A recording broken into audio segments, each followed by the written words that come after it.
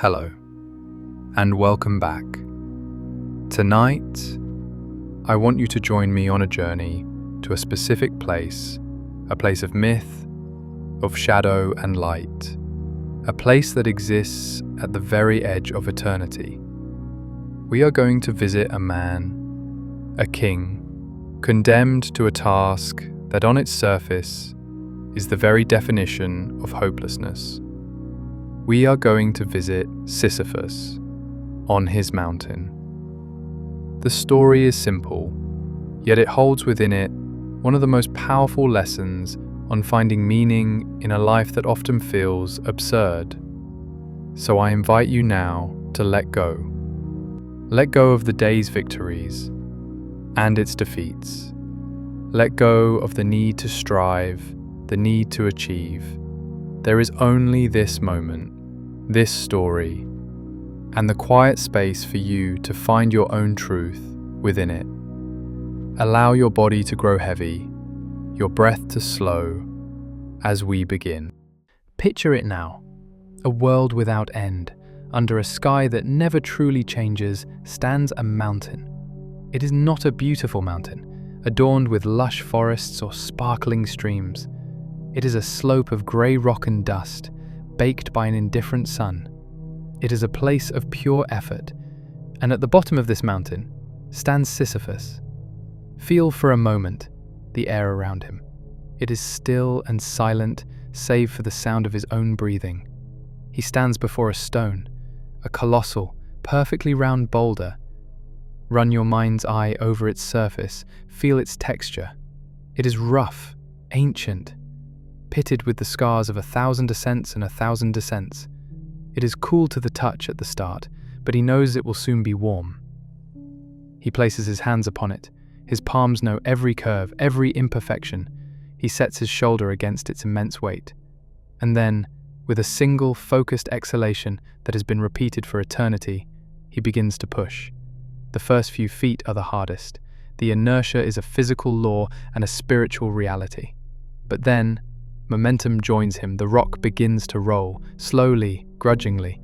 Every muscle in his body strains. His legs, like knotted roots, dig into the dusty earth for purchase. His back is a taut bow of pure exertion.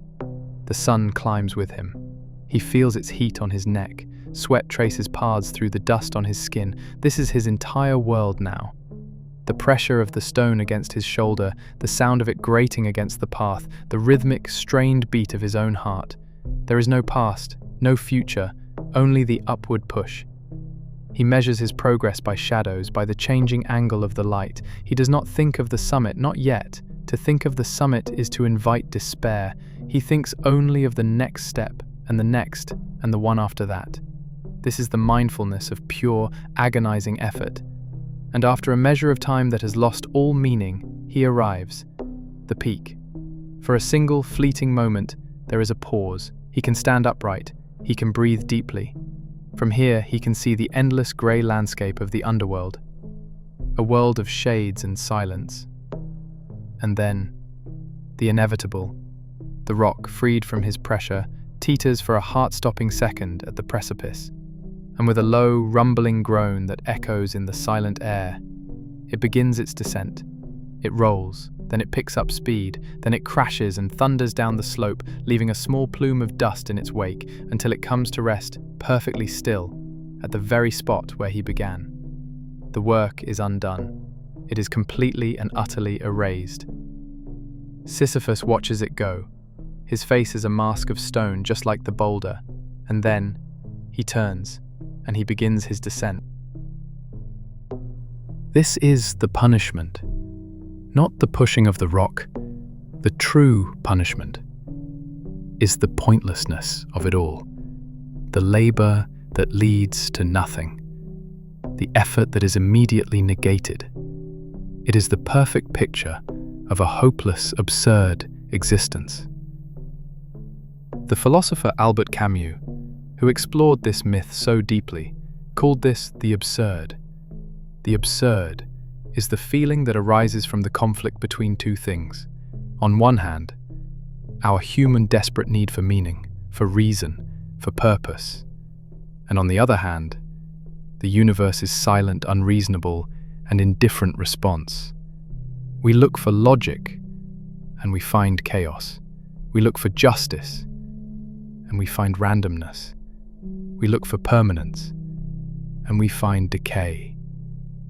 And perhaps you have felt this in your own life, not on a mythical mountain, but in the quiet moments of your own routine, the endless cycle of emails that are answered only to be replaced by more.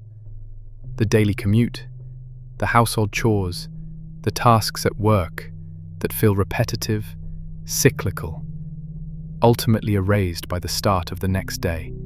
We wake up, we work, we eat, we sleep, only to wake up and push our own boulder up our own hill. And sometimes, in a quiet moment of awareness, we might ask ourselves the terrifying question that Sisyphus must have asked. What is the point of all this? This feeling, this gap between our longing for meaning and the world's silence, this is the absurd condition. And according to Camus, recognizing this condition is the first step toward true freedom. Camus invites us to look closer.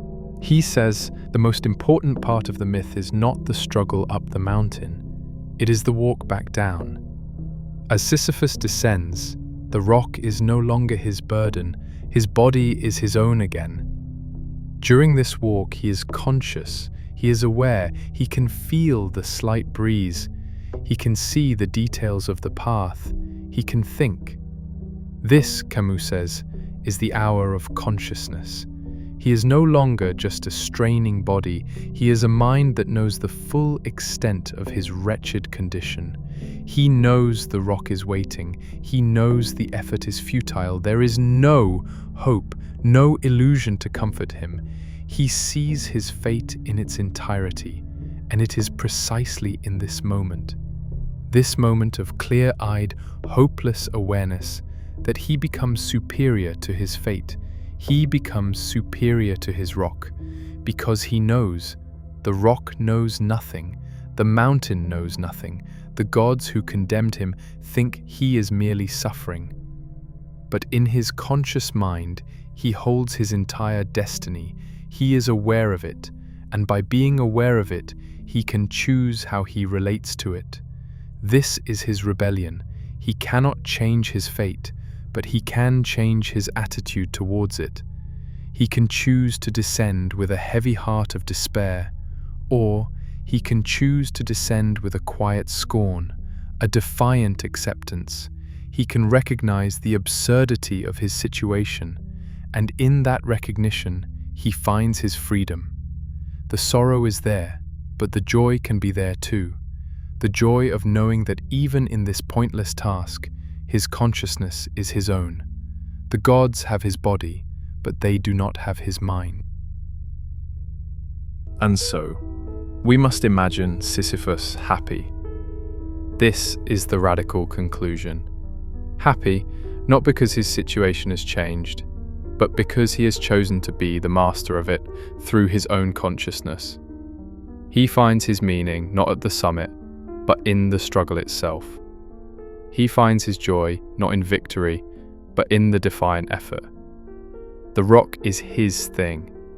The mountain is his world. And what about you? What is your rock? Is it your job? A difficult relationship? A chronic illness? A daily responsibility that feels thankless and unending? We all have a boulder we are asked to push. The temptation is to dream of a day when the rock will vanish, or a day when it will stay at the top of the mountain forever. We tell ourselves, I will be happy when the project is finished, when the children are grown, when I retire. But Camus teaches us that happiness is not at the summit. The meaning is not in the completion. The meaning, the joy, the life itself is in the pushing. It is in the conscious, defiant, passionate act of embracing your own struggle, of loving the fate you have been given. Can you look at your own daily struggle and find the meaning within it? Can you find the rebellion in doing your mundane task with passion and with presence? Can you learn to love the process, the effort, the feeling of your own strength being tested against your own personal boulder? This is the path to becoming a happy Sisyphus, to find your universe in your own fate, to understand that the struggle itself is enough to fill a person's heart. So as you drift deeper now into a state of peace and rest, let go of the need for the struggle to end. Instead, make friends with your mountain, see the beauty in your own effort, feel the strength in your own spirit, and know that in your conscious, courageous choice to push forward each day, you are creating your own meaning. You are living your own profound and beautiful myth. And in that, you can find your peace.